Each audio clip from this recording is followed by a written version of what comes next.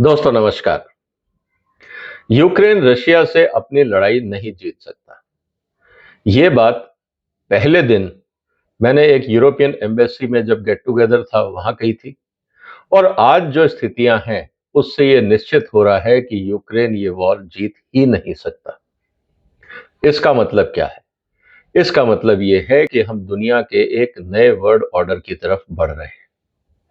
और जैसा मैंने टाइटल में कहा कि let us welcome de westernisation and de dollarisation in the world.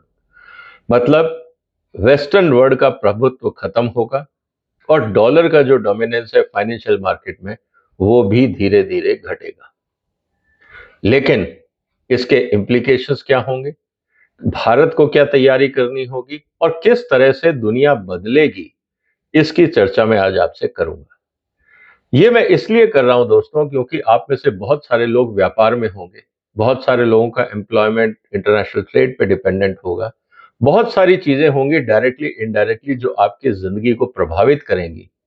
और डी वेस्टर्नाइजेशन और डी डॉलराइजेशन से बहुत कुछ बदलेगा।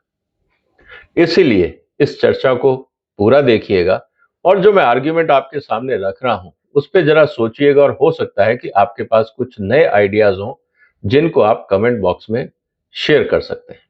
इसीलिए निवेदन रहेगा कि इस वीडियो को शेयर करें, इस चैनल को सपोर्ट करें और सब्सक्राइब भी करें।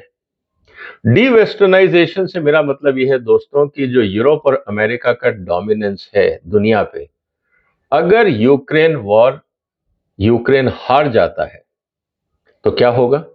यूक्रेन के पीछे पूरा वेस्टर्न वर्ल्ड खड़ा था, पूरा यूरोप, अमेरिका का पूरा सपोर्ट। उसके बाद भी अगर यूक्रेन ये लड़ाई हार जाता है तो एक बात तो क्लियर है कि अब वेस्टर्न वर्ल्ड का वो इन्फ्लुएंस या दादागिरी नहीं रही। इसका मतलब क्या है कि पूरी दुनिया में रीअलाइनमेंट होगा।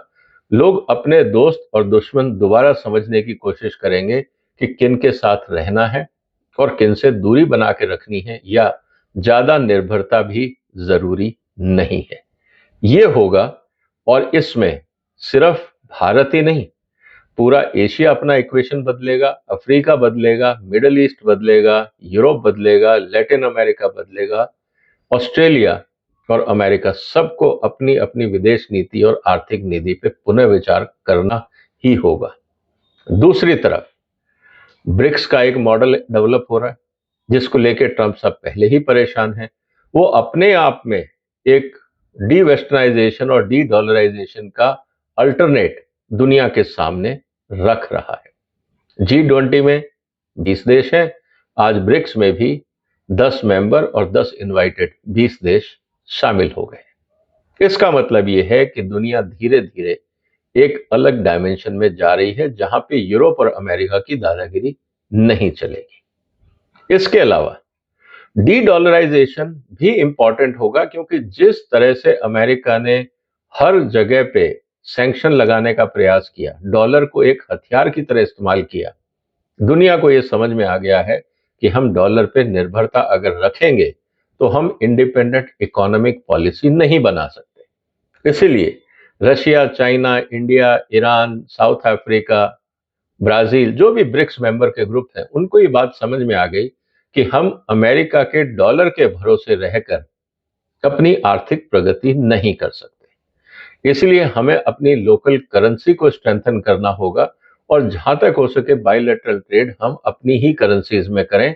हम डॉलर पे क्यों खर्चा करें, अननेसेसरी करेंसी रिस्क हम क्यों लें? और ये बात धीरे धीरे सबको समझ आ रही है। इसलिए ट्रंप साहब भी काफी परेशान हैं इस बात से। मेरा ये कहना है कि आने वाले दिनों में अगर यूक्रेन अपनी लड़ाई हारता है, डी डॉलराइजेशन भी बहुत तेजी से बढ़ेगा क्योंकि फिर जो साउथ वर्ल्ड है, जो साउथ कंट्रीज हैं जिसको हम अंडर डेवलप्ड या डेवलपिंग इकोनॉमीज मानते हैं, वो एक दूसरे से अपनी ही करेंसी में ट्रेड करने में ज्यादा कंफर्टेबल महसूस करेंगे। इसके अलावा अगर वो डी डॉलराइजेशन होता है तो फिर यूएस सैंक्शन और यूएस के जो ट्रेड सिस्टम्स हैं, हमें उस पर डिपेंडेंसी नहीं रखनी पड़ेगी। मतलब हम स्वतंत्र रूप से अपनी ट्रेडिंग एक्टिविटीज को जारी रखते हैं। उदाहरण के लिए कि अगर हम रशिया से ऑयल ले रहे हैं और डॉलर में नहीं ले रहे हैं, तो फिर आप हमें डॉलर दो या मत दो, हमें स्विफ्ट कोड दो या मत दो, कोई फर्क नहीं पड़ता, क्योंकि ट्रेड हम अपनी ही करेंसी में और अपने ही नेटवर्क के माध्यम से कर रहे हैं। इसके साथ जो सबसे अच्छा इंपॉर्टेंट जो इम्प्लीकेशन दिख रहा है दोस्तों, वो ये कि जो टेक्नोलॉजी फ्लो है, जो रीअलाइनमेंट है, वो भी दुनिया को देखना होगा। आज पूरी दुनिया वेस्टर्न वर्ल्ड हावी रहता है, वेस्टर्न कॉरपोरेशंस हावी रहते हैं। उनके इंटरेस्ट को प्रोटेक्ट करने के लिए western world, America, world bank, IMF, OECD countries, developing countries पे दबाव डालते हैं कि वो अपने एसेट्स वेस्टर्न वेंचर फंड्स को बेचें या वहां के बैंकों को बेचें in the name of reforms. उसका भी दबाव डेवलपिंग वर्ल्ड पे कम होने लगेगा और इसका सबसे बड़ा फायदा ये होगा कि हर देश अपनी नीति अपने हिसाब से बनाएगा, क्योंकि उनको अब ना डॉलर चाहिए ना वेस्टर्न इन्फ्लुएंस का दबाव चाहिए। वो डिसाइड कर सकते हैं कि हमें किस ब्लॉक से कितना ट्रेड करना है। और अगर वेस्टर्न ब्लॉक डेवलपिंग वर्ल्ड को ज्यादा दबाने की कोशिश करेंगे या धमकाने की कोशिश करेंगे, तो उनके पास अल्टरनेट है, वेस्टर्न वर्ल्ड और श्रिंक होने लगेगा। सबसे बड़ी चुनौती जो वेस्टर्न वर्ल्ड की है दोस्तों, वो है वहां की डिक्रीजिंग या stagnant population, ageing population. Labour वहां है नहीं, वो पूरी जिंदगी रॉयल्टी पे ही गुजारा किया है पिछले 30 से 50 साल अगर हम देखें। उन्होंने टेक्नोलॉजीज बनाई, पूरी दुनिया को दी, वहां पे जाके माल बेचा और वहां से प्रॉफिट अपने देश में वापस लाए। ये रेंट सीकिंग मॉडल पे 50 साल से वेस्टर्न वर्ल्ड काम कर रहा है। लेकिन अब उनको लग रहा है कि technological development China, India, Brazil, south Africa, Russia सब जगह हो रहा है। ऐसी स्थिति में उनको रॉयल्टी भी कम मिलेगी। उसके अलावा अगर डी डॉलराइजेशन होता है तो जो उनका फाइनेंशियल स्ट्रेंथ है वो कमजोर होगा। और डी वेस्टर्नाइजेशन का मतलब ये है कि अगर यूक्रेन हारता है तो यूरोप को अपने आप को ज्यादा खर्चा करना पड़ेगा अपनी मिलिट्री स्टेब्लिशमेंट्स में, क्योंकि अमेरिका ने तो हाथ खड़े कर देने। वो कहेंगे हमारे पास और पैसा नहीं है, हम ऑलरेडी डेफिसिट में हैं। इसका मतलब ये है कि वेस्टर्न पावर्स को अपने यहाँ जो सोशल वेलफेयर स्कीम्स हैं, जो वहाँ वेलफेयर की वो बात करते हैं, वहां से पैसा काट के डिफेंस पे लगाना पड़ेगा, क्योंकि उनको एक बात समझ में आ जाएगी कि रशिया का एग्रेशन रोकने के लिए उनको अपनी फौज को तैयार करना होगा। आज जो नेटो है वो डिपेंड करता है अमेरिका की टेक्नोलॉजी और अमेरिका के पैसों पे। इसीलिए बार बार ट्रंप साहब ये कह रहे हैं कि साहब अपने जीडीपी का कम से कम 2.5, 3, 5% खर्चा तो करो डिफेंस में, सारा ठेका मैंने थोड़ी ले रखा है।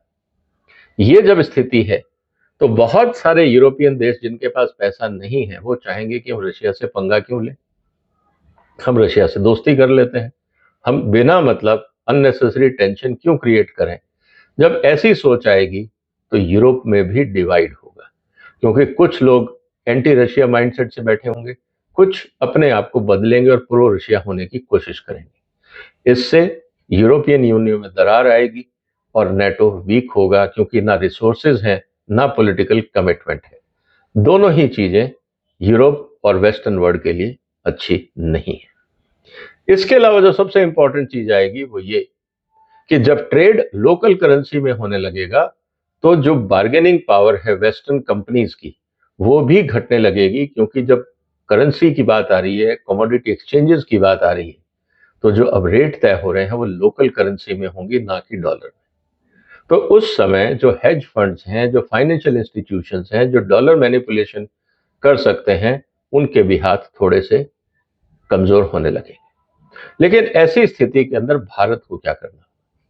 भारत को अपने यहाँ पे मैन्युफैक्चरिंग को बहुत तेजी से बढ़ाना होगा, क्योंकि जब तक हमारा ट्रेड डेफिसिट बढ़ता रहेगा हम लोग इस बदलती हुई दुनिया में अपने आप को एडजस्ट नहीं कर पाएंगे, क्योंकि लोग रुपया तो लेंगे नहीं। जैसे रशिया का एग्जांपल ले लीजिए, हम वहां से $60 बिलियन के आसपास का तेल आयात करते हैं, हम एक्सपोर्ट कितना करते हैं? Hardly 2, 4, 5 billion dollar. ऐसी स्थिति में कब तक रशिया रुपए में डील करेगा?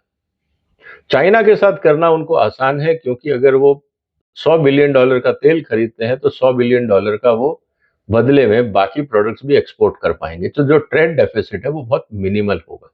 हाई ट्रेड डेफिसिट में लोकल करेंसी का यूज करना चैलेंजिंग रहेगा, तो हमें फिर एक कॉमन करेंसी ऐसी लानी पड़ेगी जिसपे हम ट्रेड कर सकें। तो क्या भारत डॉलर छोड़ को युआन पे जाएगा? क्या चाइना के साथ अपने आप को अलाइन करेगा? ये भी अपने आप में एक चुनौती हो जाएगी। तो कहने का मतलब ये है दोस्तों कि इकोनॉमिक शिफ्ट तो होना ही है, साथ ही साथ टेक्नोलॉजी, चाहे वो मिलिट्री हो या सिविल यूज की हो, उस पे भी हमें असर देखने को मिलेगा। क्योंकि आज की तारीख में हमारी जो टेक्नोलॉजी खासकर इंडिया की वो रशियन ओरिएंटेड है। इसको लेके वेस्टर्न पावर परेशान है। वो कहते हैं कि इतना बड़ा आपको $10 बिलियन $20 बिलियन के जो हथियार आप रशिया से खरीदते हैं हमसे ले लो, उनकी भी दुकान चल जाए। दूसरी तरफ जब डिफेंस का रीअलाइनमेंट होगा और रशिया अगर यूक्रेन वॉर जीत जाता है तो ताइवान पे खतरा बढ़ जाएगा। क्योंकि एक बात तो क्लियर हो जाएगी कि जो वेस्टर्न एमिनेशन है, जो हथियार हैं, वो लड़ाई जीतने के लिए काफी नहीं। और जहां तक बात है रशिया की, रशिया के यहाँ तो आजकल रोज जो एस्टीमेट है वो करीब 1000 ड्रोन पर डे के हिसाब से वो प्रोडक्शन कर रहे हैं। 1000 ड्रोन प्रोडक्शन करने का मतलब है कि 1000 ड्रोन जो है वो हथियार के रूप में रोज इस्तेमाल हो सकते हैं।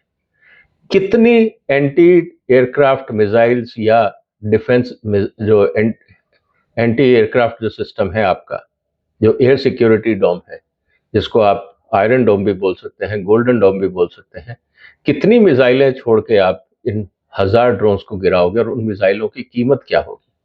तो ये अपने आप में जो वॉरफेयर है ये बहुत तेजी से बदलेगा। भारत को भी अपने यहाँ पे डिफेंस टेक्नोलॉजीज बदलनी होंगी। जो और हमारे जो फाइनेंशियल इंस्टीट्यूशंस हैं, चाहे हम आधार की बात कर रहे हैं, यूपीआई की बात कर रहे हैं, इसके अलावा जो हमारा ओएनडीसी है, इसकी हम बात कर रहे हैं, इसको हमें पूरी दुनिया में बहुत तेजी से अपनाना होगा। और खासकर जो फाइनेंशियल टेक्नोलॉजी, आर्टिफिशियल इंटेलिजेंस है, इन सबको बहुत तेजी से इंटीग्रेट करना होगा ताकि जो ग्लोबल साउथ है, जो डेवलपिंग इकोनॉमीज हैं, जो चाइना के साथ ज़्यादा क्लोज नहीं होना चाहते, रशिया से वहाँ बहुत दूरी उनको बनाते हैं, अमेरिका उनके लिए एक्सपेंसिव है, जो न्यूट्रल प्ले करना चाहते हैं उनके लिए भारत एक लॉजिकल डेस्टिनेशन होगा। लेकिन अगर भारत उनकी ज़रूरतों को पूरा नहीं कर सकता तो वो वापस चाइना चले जाएंगे या वापस अमेरिका चले जाएंगे। इसीलिए भारत का रोल बहुत महत्वपूर्ण हो जाता है। तो टेक्नोलॉजी के मामले में, डिफेंस के मामले में, बाकी फाइनेंशियल टेक्नोलॉजीज के मामले में, फाइनेंस इंस्टीट्यूशंस के मामले में मुझे लगता है भारत का रोल बहुत इंपॉर्टेंट है। तो दोस्तों, यूक्रेन वॉर, मुझे लग रहा है कि 2025 में काफी हद तक ये क्लियर हो जाएगा कि यूक्रेन इस वॉर से हार रहा है। वेस्टर्न वर्ल्ड के पास क्षमता नहीं है, ना उनके पास हथियार होंगे, ना पैसे होंगे। अल्टीमेटली जब सीज फायर होगा तो वो रशिया की शर्तों पर ही होगा। ऐसी स्थिति के अंदर मेरे पास तो दो ही ऑप्शन दिख रहे हैं। वहां के जो यूक्रेन के राष्ट्रपति हैं जेलेंस्की, उनको हटाया जाएगा, एक नया आदमी बिठाया जाएगा जो रशिया के साथ नेगोशिएट करके एक एमिकेबल टर्म्स एंड कंडीशंस बनाएगा। रशिया सारी जमीन छोड़ने वाला नहीं है, नहीं तो वो अपनी आबादी को जाके क्या बोलेगा, 3 साल आप लड़े और क्या लेके आए, खाली हाथ? ये पॉसिबल नहीं है। इसीलिए यूक्रेन का नक्शा रीड्राफ्ट होगा। जैसा भी होगा, एक कंफर्ट जोन क्रिएट किया जाएगा कि यूरोप उसमें इंटरफियर नहीं करेगा, रशिया भी नहीं करेगा। लेकिन कुल मिला के यूक्रेन का जो हिस्सा रशिया के कब्जे में चला गया, वो मुझे नहीं लगता कि काफी हद तक मिल जाएगा। ऐसी स्थिति के अंदर जो वर्ल्ड ऑर्डर है वो बदलना निश्चित है। इसीलिए मैं कह रहा हूं कि डी डॉलराइजेशन और डी वेस्टर्नाइजेशन अब बहुत दूर की बात नहीं है, ये होराइजन पे दिख रहा है। ये कुछ महीनों की बात है और बहुत तेजी से इस बात को हम होते हुए देखेंगे। भारत इस मौके का कैसे फायदा उठा सकता है, इस पे भारत के राजनीतिज्ञों और स्ट्रेटेजिक प्लानर्स को सोचना होगा। आपके जो विचार हैं जरूर लिखिए कमेंट बॉक्स में।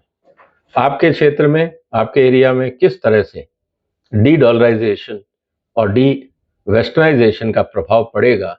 आप जिस भी क्षेत्र में काम कर रहे हैं, जिस इंडस्ट्री में काम कर रहे हैं, अपने विचार लिखिए।